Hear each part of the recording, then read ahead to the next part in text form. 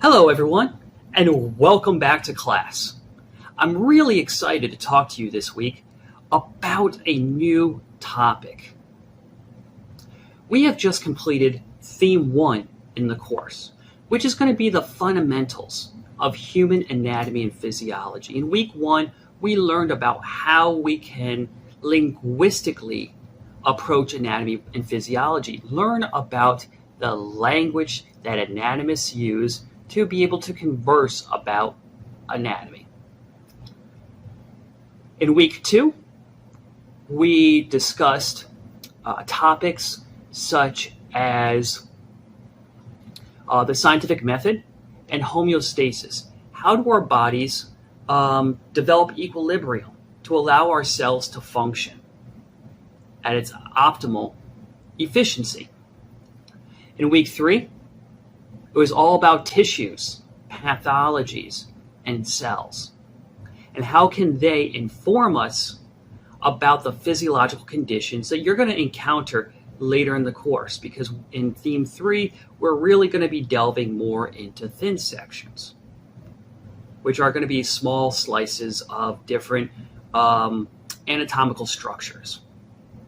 So next, we are going to go from Theme 1 into Theme 2 of the course, which is the study of form.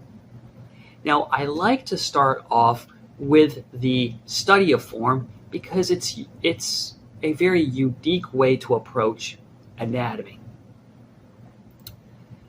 Many anatomy courses want to go and just show you an assemblage of bones, but I want to logically help you and assist you as we learn about the different parts of the different systems. And so I spread out the skeletal system into 2 weeks. The first week is going to be all about what they call the appendicular system.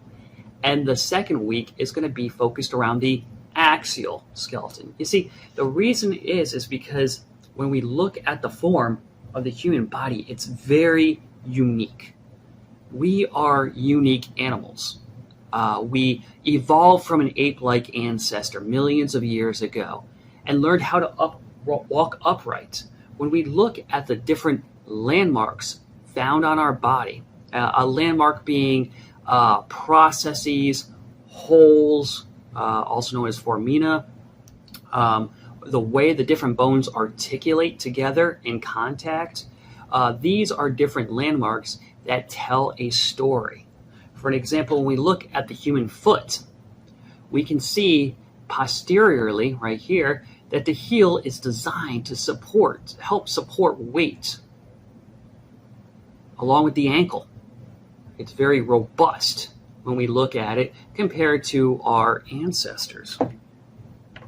We look at the human hand, we have posable thumbs and elongated digits.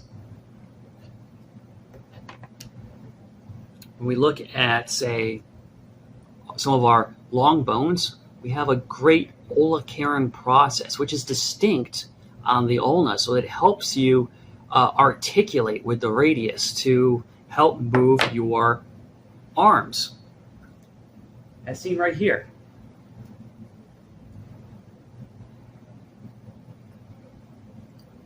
The appendicular skeleton consists of pectoral girdles, seen right here, which is an assemblage of bones like your clavicle and your scapula and the amicron process. It also consists of the upper and lower limbs, which are articulated proximally to distally to that of the main body.